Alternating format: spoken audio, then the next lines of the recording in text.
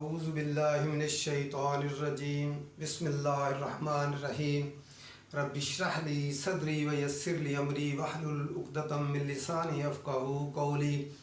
قرآن مجید کو درست پڑھنے کے لیے اس کے بنیادی قوانین سیکھنا ضروری ہے کہ آسان ہے، بالکل مشکل نہیں ہے کہ اس سے سیکھنا چند منٹ کی بات ہے۔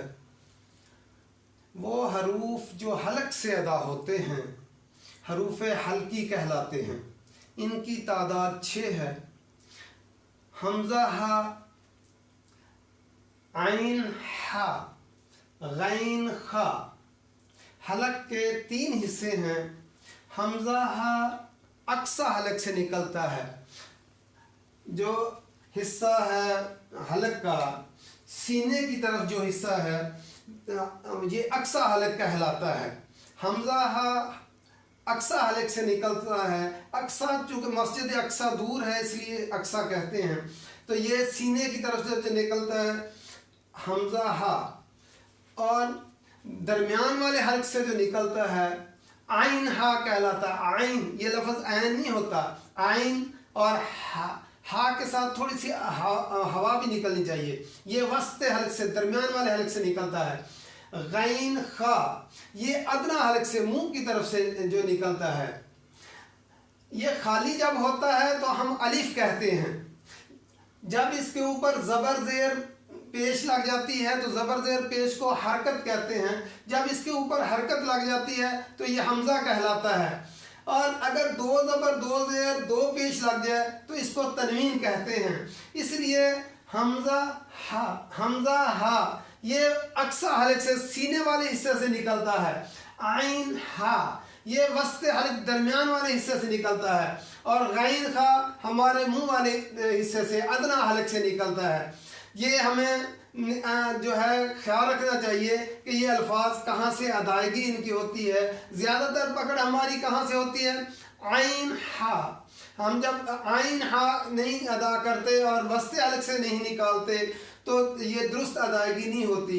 حلق کے 3 حصے ہیں، جو ہے اقصی حلق جو سینے والا حصہ ہے یہ اقصی حلق کہلاتا ہے، اس کو حمزہ ہا یہاں سے نکلتے ہیں۔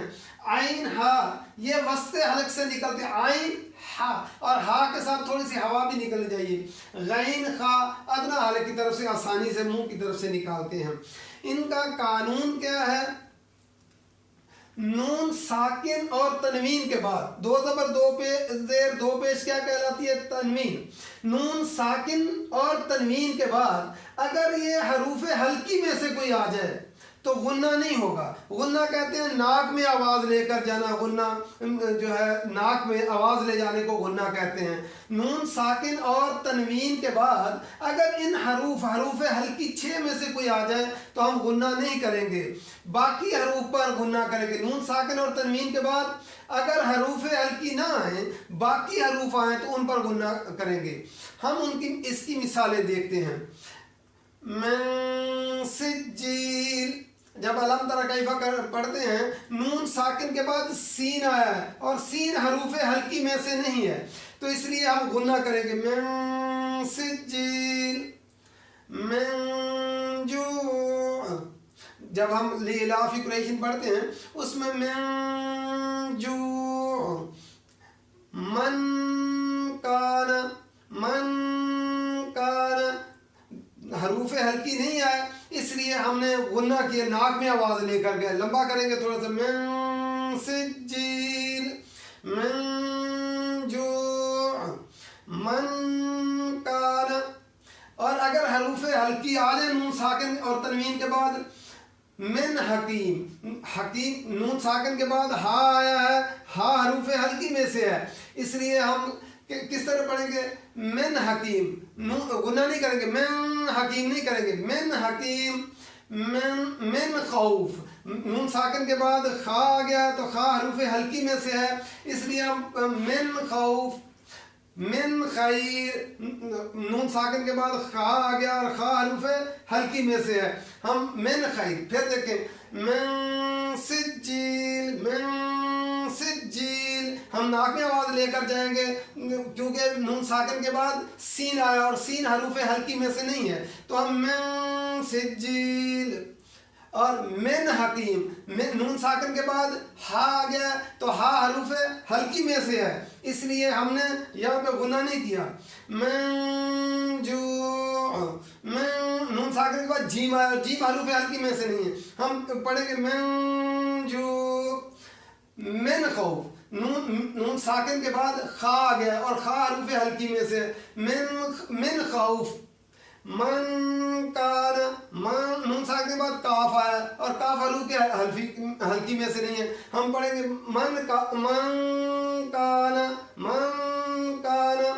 من خیر. نون ساکن کے بعد خا آ گیا اور خا حروف ہلکی میں سے ہے، ہم من خیر. یہ پورے قرآن مجید میں اصول چلے گا. حمزہ ہا اقصی حلق سے سینے والے حصے سے ادا ہوگا. عین ہا زیادہ تر ہماری پکڑ کے کس سے ہوتی ہے؟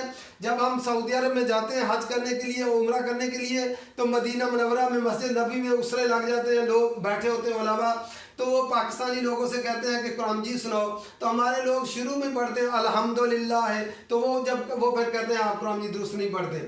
اگر ہم جو ہے ہا صحیح طریقے سے نکالیں اور ادائیگی صحیح ہو، انشاءاللہ صحیح پڑھنے کا طریقہ بھی بتائیں گے. عین ہا یہ ہم صحیح نکالیں گے تو درستی آ جائے گی. غین خا منہ والے حصے سے ادنا حلق سے نکلتا ہے. حلق کے 3 حصے ہیں. اقصی حلق حمزہ ہا اقصی حلق سینے والے حصے نکلے گا. عین ہا زیادہ خیال کس کا رکھنا ہے؟ عین ہا کا یہ ہمارے درمیان والے حصے سے وسط حلق سے نکلنا چاہیے. عین ہا. غین خا ادرا یہ آسانی سے نکلے گا. اور نون ساکن اور تنوین کے بعد اگر ان حروف ہلکی میں سے کوئی آئے تو غنہ نہیں ہوگا. باقی حروف نون ساکن اور تنوین کے بعد باقی حروف جب آئیں گے تو غنہ ہوگا. غنہ کہتے ہیں ناک میں آواز لے کر جانے کو. یہ بنیادی کلیہ ہے، یہ ہمیں سیکھ لینا چاہیے تاکہ قرآن مجید ہم درست پڑھ سکیں. اللہ تعالیٰ قرآن مجید درست پڑھنے کی اور صحیح سمجھنے کی توفیق عطا فرمائے.